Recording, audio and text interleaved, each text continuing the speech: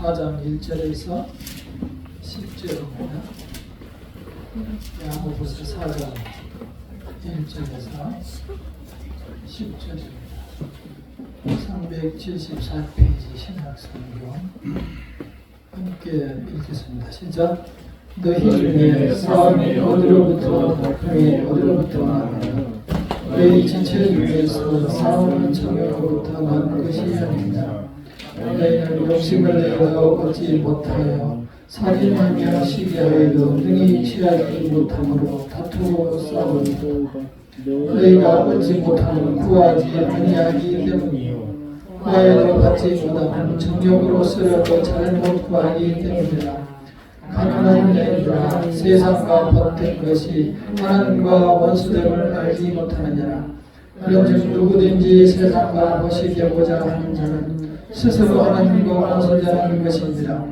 너희는 하나님이 네 속에 거하게 하신 성령이 시기하기까지 사모한다 하신 말씀을 헛된 줄로 생각하느냐.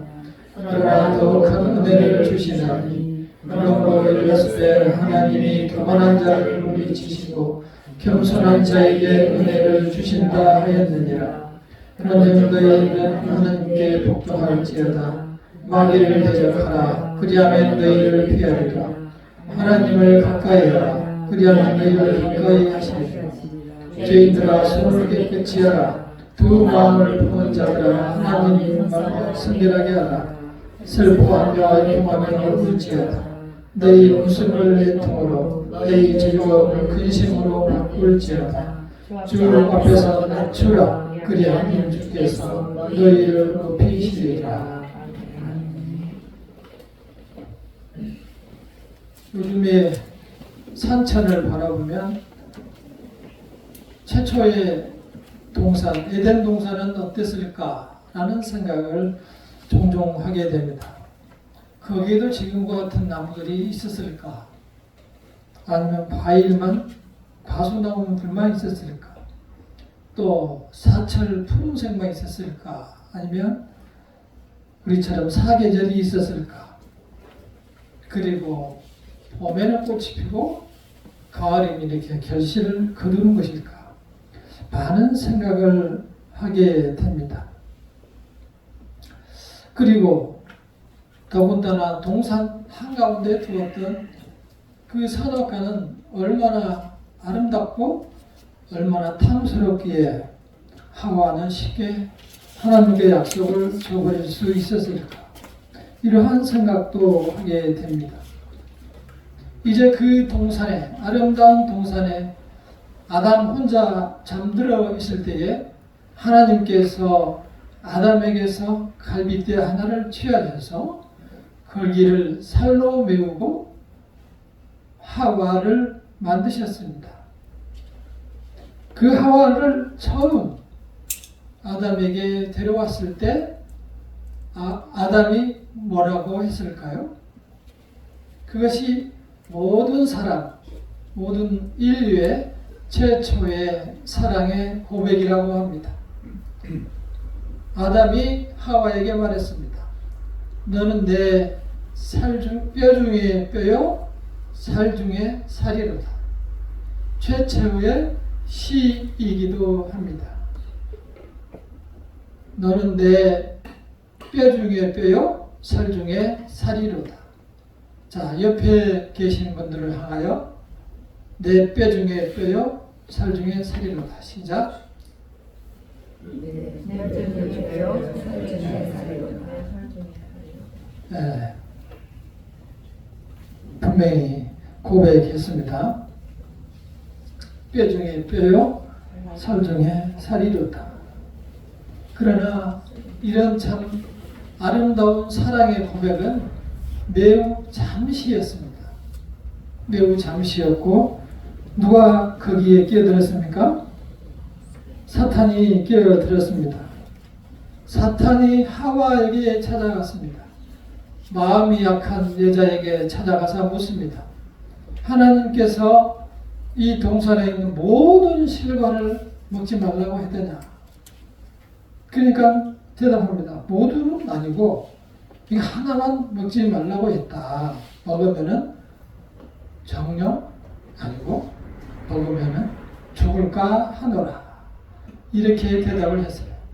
하나님께서는 반드시 죽으리라 이렇게 얘기를 했는데 하와는 말합니다. 먹고 싶었는가 봐요.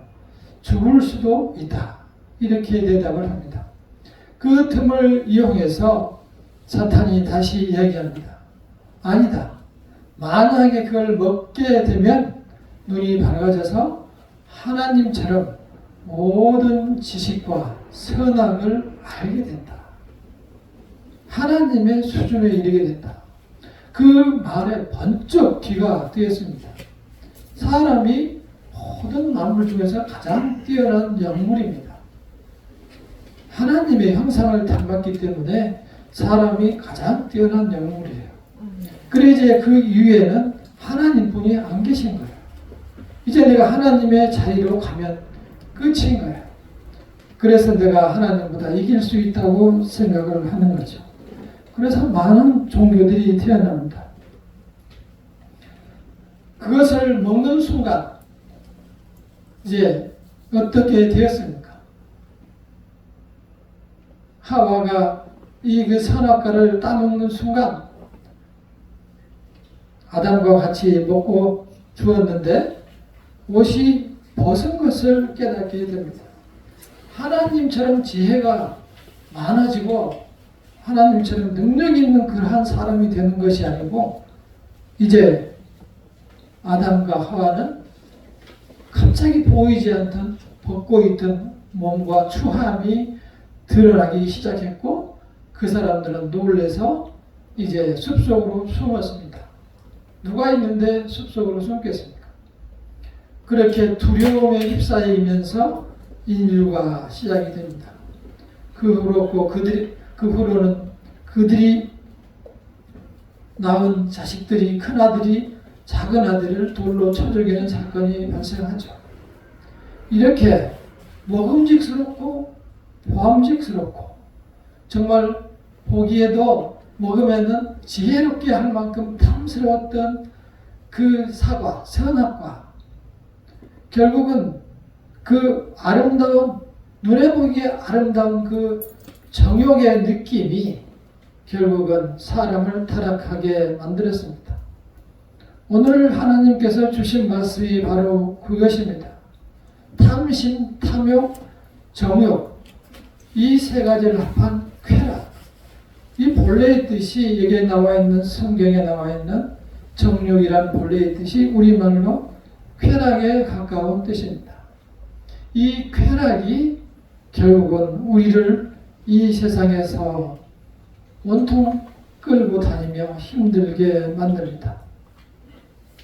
예배가 끝나고 맛있는 거 먹으러 가자 하면 예배가 설교가 잘 들어오지 않고 예배 끝나고 금반지 하나 사러 가자 하면 아무 생각이 없게 되죠.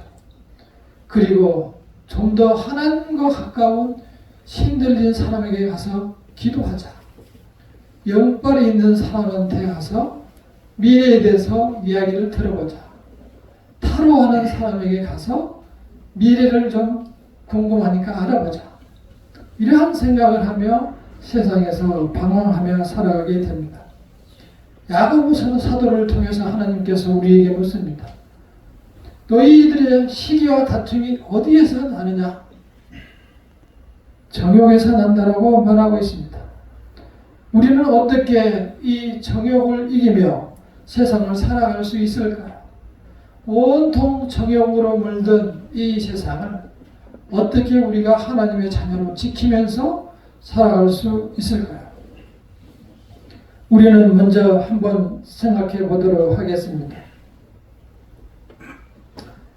어렸을 때 우리 집에 바로 밑에 초등학교 때죠. 1년 선배 형이 있었어요. 근데 여름이면은 우리가 가장 맛있는 음료가 뭐죠? 가장 맛있는 것이 여름에는 당연히 아이스 케이크죠. 아이스 케이크. 그 더운 여름에 아이스 케이크. 아이스케이크가 얼마나 맛있었는지 그 형이 초등학생이 4학년 때부터인가 하여튼 저보다 1년 선배였는데 이 아이스케이크 통 하얀 통인데 안에 열어보면 파랗던가 하여튼 파란 통에 안에 하얗던가 그래요. 그 안에 보면 옛날에는 처음에 아이스크림이 아니죠. 아이스케이크는 그냥 이렇게 물을 올려서 만든 하얀 거였어. 빨대만 이렇게 있는 것들인데 그 아이스케이크 통을 열어보면은 그 맛있는 시원한 아이스크림이 가득 들어있었어요. 정말 참 먹고 싶고 참 아이스케이크 장사가 하고 싶었는데 그 형이 초등학교 6학년 때인데 5학년 때부터 하여튼 아이스케이크를 그래서 팔았어요. 그러니까는 파는 재미가 들렸어요. 너무 사람들이 맛있으니까 뭐 단돈 몇 푼에 그 아이스케이크를 이제 사 먹고 그러니까 잘 팔리니까 그 형은 계속해서 그걸 팔러 다닌 거죠. 일찍이 아마 돈을 많은 것 같아요. 그 어머님, 아버님, 부모님들이 마늘 장사를 하셨거든요. 그러니까 돈을 나른 거예요. 그래서 이제 또 돈 맛도 있고 또 아이스케이크도 먹고 그러니 그 아이가 아이스케이크를 계속 팔았어요. 결국 그 어린 아이는 초등학교를 하여튼 졸업했는지 모르겠지만 아이스케이크 통을 쥐고 사라졌어요. 아이스케이크 통을 메고 온통 다른 동네를 다 돌아다니느라고 학교 다닐 시간이 없는 거죠. 아이스케이크 때문에 인생이 바뀌었어요. 그 후로 몇 번 보지 못했어요. 아마 어떻게 인생이 됐는지는 상상에 맡기겠습니다. 우리가 먹고 싶고 또 육신적으로 갖고 싶고 또 당장 느끼고 싶은 것들이 우리의 마음을 붙잡아서 우리의 인생을 이끌어 갑니다. 그리고 어쩌면 지금 우리가 가장 소중하게 생각하는 것들도 그 중에 하나일 수 있습니다. 지금 우리가 가장 소중하게 생각해서 얻고자 하는 것들이 성경에서 말하는 정욕적인 것일 수 있습니다. 나의 쾌락을 위하여 시기하고 질투하고 다툼하고 심지어 살인까지 한다고 기록하고 있습니다. 그렇지 않습니까? 주변에서 나가서 시기하고 분노하고 다툰 것들이 심지어 살인까지 하는 것들이 전부 이러한 정욕적인 것들이에요. 나를 버린 사람들이 결국은 이렇게 정욕에 의해서 나를 버린 사람들은 이제 정말 브레이크 없는 사람처럼 브레이크가 고장난 차처럼 아무데나 마구 돌진하며 이 세상을 살아가게 됩니다. 그렇게 아름다웠던 아담과 하와의 그 에덴 동산 낙원이 이제 정말 쓸데없는 아주 만신창이가 된 살기 힘든 세상으로 바뀐 것이 성경 창세기 6장에 나옵니다. 함께 찾아보도록 하겠습니다. 맨 앞에 있는 창세기 6장 5절을 보겠습니다. 창세기 6장 5절에서 8절을 함께 읽겠습니다. 6장 8페이지에 있습니다. 6장 5절에서 8절까지 시작. 여호와께서 사람의 죄를 세상에 그의 마음으로 생각하는 모든 길 항상 보시고 땅 위에 사람이 지으셨음을 판단하사 마음에 근심하시고 이르시되 내가 창조한 사람을 내가 지면에서 쓰어버리되 사람으로부터 가축과 기는 것과 공중의 새까지 그리하리니 이는 내가 그것들을 지었음을 한탄함이니라 하십니다. 불과 6장 만에 불과 5장 지난 6장 만에 하나님께서 한탄하실 만큼 사람들은 극도로 타락했습니다. 그 타락한 원인들이 인간의 정욕에 의한 것입니다. 우리가 보이지 않는 그 정욕은 이렇게 무섭게 퍼져나갔습니다. 한 가지 위로는 여기에서는 그것입니다. 노아는 하나님께 여호와께 은혜를 입었다. 노아가 누구죠? 예, 우리 아들입니다. 우리 아들 이름이 노아예요. 우리 성도님들은 참 잘 오신 거예요. 노아의 방주를 통해서 모두 이제 생명을 확실하게 구원을 받게 된 거죠. 이때에 모든 사람들이 다 수장됐습니다. 노아의 가족을 빼놓고 전부 수장됐어요. 나중에 실제 그 크기를 보시려면은 홍콩에 가면은 노아의 방주가 있습니다. 130m가 되는데 3층으로 되어 있는 엄청나게 큽니다. 우리 생각과 달라요. 엄청나게 커요. 그 안에 가면 별게 다 있고 지금은 한국 사람들이 잘 모르니까 카페에 있고 유치원 만들어 놓고 하는데 하여튼 엄청나게 큽니다. 그래서 다 살아났죠. 우리는 이렇게 브레이크가 고장나고 브레이크가 없으면 정욕에 잔뜩 물들인 우리가 이 세상을 얼마나 살기 힘든 세상이 되는가를 깨달아야 합니다. 브레이크의 주인이 누굽니까? 누가 브레이크를 밟아야 합니까? 브레이크를 밟아야 할 사람은, 그 차를 운전하는 사람은 바로 우리 자신들이에요. 내 인생의 운전자가 우리 자신들이에요. 또 하나의 이야기를 하지 않을 수 없는데, 전에도 한번 얘기한 것 같습니다만은, 옛날에 제가 직장에 30대 초반인 것 같은데 처음 아반떼 차를 사가지고 두 번째 고속도로로 나갔을 때예요. 그러니까 상사를 모시고 연수원을 경부고속도로를 타고 가는 중에 연수원을 이제 가는데 저는 차를 운전할 때 그 전에는 이제 남이 운전하는 거 구경만 했기 때문에 운전대를 잡으면 이렇게 계속 움직이는 줄 알았어요. 그래서 계속 이러고 갔더니 옆에 있는 차장님이 왜 이렇게 차를 움직여요? 그래서 그렇습니까? 그러면서 이제 착착 가는데 오산에서 이제 빠져나가야 되는데 오산에 아마 거기에는 5차선인가 그런 것 같아요. 제 기억으로 그때 제가 3차선을 100km, 120km로 이렇게 달리고 있었어요. 길도 이제 잘 모르고 운전도 초보자라 참으로 저 자신은 불안한데 옆에 있는 분들은 그건 잘 모르기 때문에 안심하고 갔겠죠. 근데 이제 오산으로 내려가는 방향인데 갑자기 한 200m 정도 남았는데 빠져나가는 길이 저쪽이야 그러는 거예요. 그래서 저쪽 보니까 길이 있어요. 빠져나가는 길이. 근데 3차, 4차, 5차선을 빠져나가야 되기 때문에 2차선을 넘어가야 된단 말이에요. 3차선, 4차선, 5차선으로.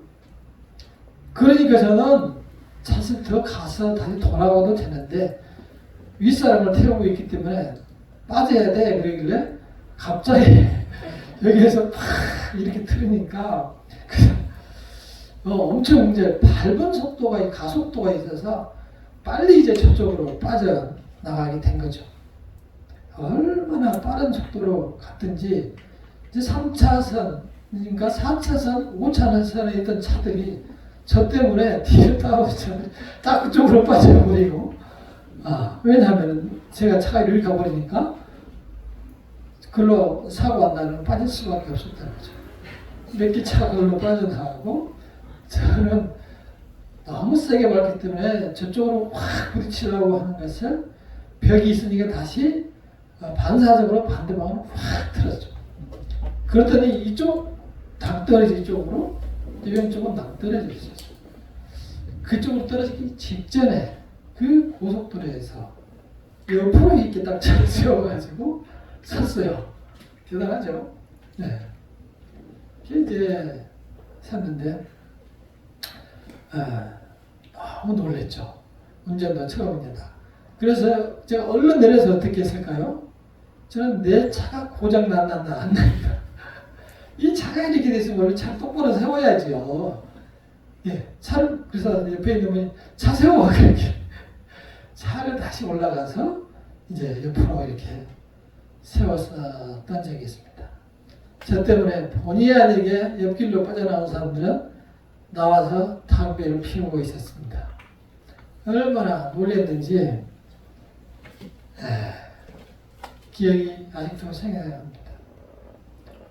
운전자, 초보자인데다가 브레이크를 제가 잘못 밟는 바람에 잘못하면 그 자리에서 사실 갈 뻔했어요. 저쪽으로 갔다가 왼쪽으로 확 틀면서 그쪽이 낭떠러졌기 때문에 그때 저는 하나님이 저를 살려주셨다고 생각해요. 두 번째 살려주신 거예요, 사실상. 근데 제가 그때 이제 참 조용하게 이제 그렇게 깨닫게 된 것은 브레이크를 잘못 사용하고 잘못 밟으면 인생이 끝날 수도 있다. 육체적으로. 그런 생각을 하게 됐습니다. 지금 브레이크 얘기하다가 여기까지 왔는데요. 우리 인생을 운행하는 운전자로서 우리 인생이 어디로 가는지를 첫째는 알아야 되고 그 길을 잘 따라서 찾아가야 하고 미리 준비해야 하고 그 운전자로서 책임감을 가지고 내 인생을 살아가는 거예요. 운전 기술도 있어야 하고 지리도 알아야 하고 어떻게 하면 운전을 잘하는지 알아야 되는 거예요. 그러한 준비가 없이 길을 나서게 되면 상당한 위험에 처하고 결국 주변에 있는 많은 사람들에게 불행한 말을 가져오게 만든 거예요. 우리는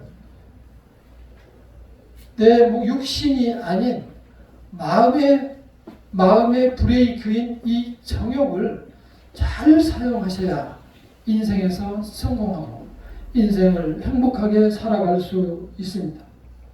우리는 이제 내 자신을 다시 한번 깊이 생각하시기를 바랍니다. 이 정욕이다 라고 하나님께서 말씀하신 것은 깊이 생각하라는 겁니다. 하나님께서는 우리에게 이미 구원의 길을 열어주셨어요. 근데 그 안에서 살아가는 우리가 구원의 길을 열어주셨지만 정말 힘들게 살아간단 말이에요. 운전대를 우리 스스로 잡고 브레이크를 밟아야 할 때 안 밟고 안 밟아야 할 때 밟고 길을 잘못 들어서 마구 돌진하고 다른 사람에게 피해를 주고 이러면서 인생을 살아가며 힘든 인생을 산다는 겁니다. 우리는 우리 정욕의 운전자로서 우리 자신을 돌아보시기를 바랍니다. 이 성경 말씀에 하나님께서 여기에서 말씀하십니다. 4절에서 야고보서 4장 4절에서 가늠한 여인들아 세상과 벗던 것이 하나님과 원수됨을 알지 못하느냐. 그런즉 누구든지 세상과 벗이 되고자 하는 자는 스스로 하나님과 원수되는 것이니라. 가늠한 여인들아. 이사야 54장 5절에서는 이렇게 말씀하십니다. 너를 지으신 이가 내 남편이시라. 하나님께서 우리를 지으셨는데 그 하나님이 우리의 남편이라고 말합니다. 여기 야고보서 4장 4절에서는 그래서 가늠한 여인들아 우리에게 그렇게 얘기하는 거예요. 다시 말해서 우리가 세상과 짝하고 살아가면서 세상과 벗이 되어서 하나님은 쳐다보지도 않는다는 거예요. 가늠하고 있으면서. 그 밑에 5절을 한번 읽어볼까요? 시작. 너희는 하나님이 우리 속에 거하게 하신 성령 시기하기까지 사랑한다 하신 말씀을 헛된 일로 생각하느냐. 하나님께서는 정말 세상만 사랑하는 우리를 보며 시기하기까지 사랑하시는데 그것도 아랑곳하지 않고 사람들은 하나님을 외면하며 세상과 붙들며 살아가고 있다는 것입니다. 이것이 바로 하나님께서 우리를 보신 평가이고 진단입니다. 그래서 길을 안내하십니다. 어떻게 하면 너가 살아갈 수 있을까? 어떻게 하면 브레이크를 잡아가며 인생에서 편안하게 살아갈 수 있을까? 첫째로 두 마음을 품지 말고 선거하라. 그리하기 위해서 마음을 돌이키고 하나님께 돌아오라는 것입니다. 우리는 우리 앞에 있는 세상이 너무 좋다고 생각하며 이미 세상 법칙대로 살아가는데 익숙해져 있습니다. 그러나 하나님의 말씀을 따르면 우리가 세상에서도 성공할 수 있고 행복하게 살 수 있습니다.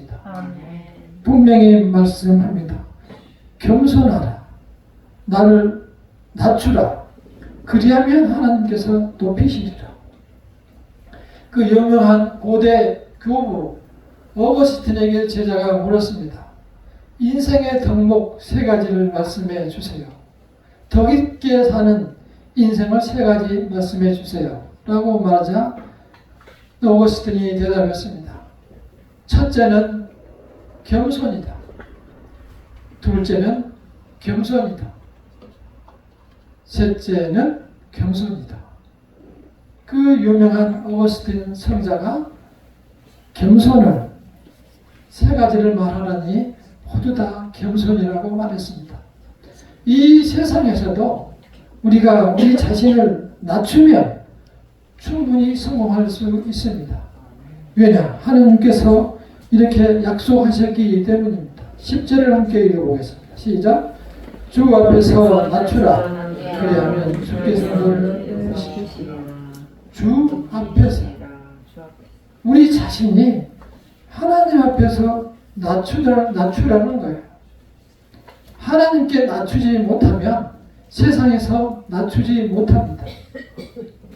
우리 사람의 마음은 한 가지로 되어 있습니다. 사람의 사랑은 하나입니다. 그래서 세상도 사랑하고 하나님도 사랑하고 두 가지를 동시에 할 수 없게 되어 있습니다. 그래서 하나님께서는 두 마음을 품은 자에게 성결하라. 하나를 선택하라. 이렇게 말하는 거예요. 그것이 우리 자신에게 있는 브레이크를 밟는 거예요. 성결하는 것. 하나님께 가까이 가는 것. 그리고 하나님 앞에서 내 자신을 낮추는 것. 그것이 브레이크를 밟는 것입니다.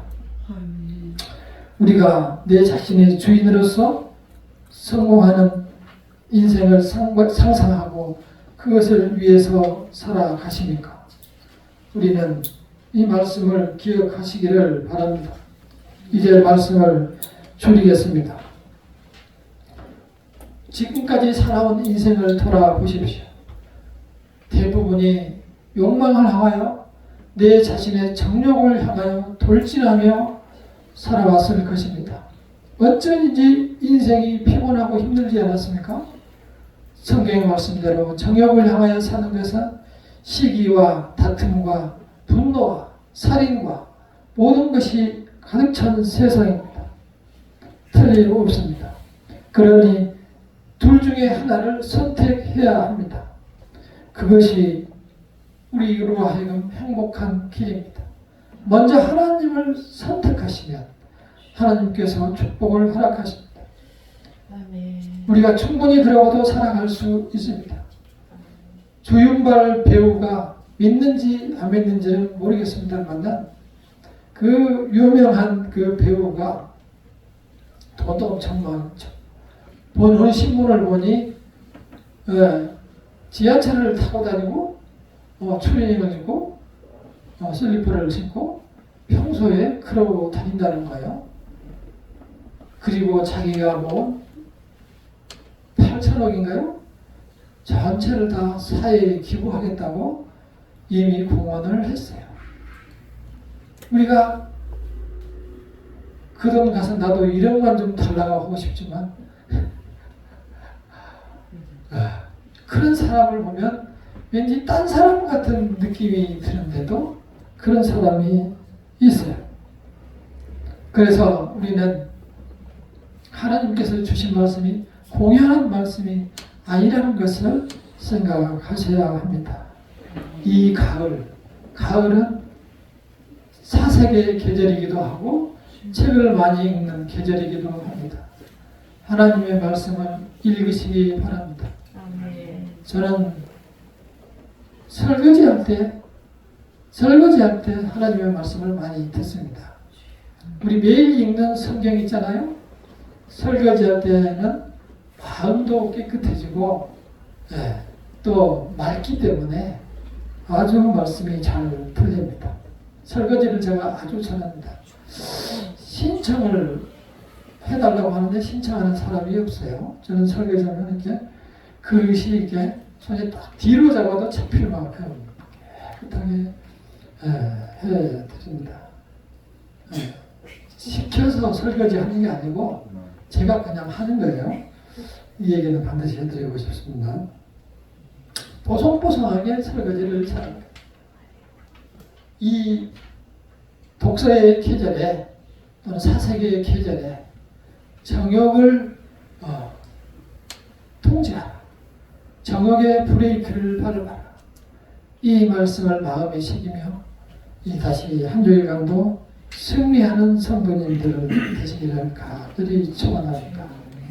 기도하겠습니다.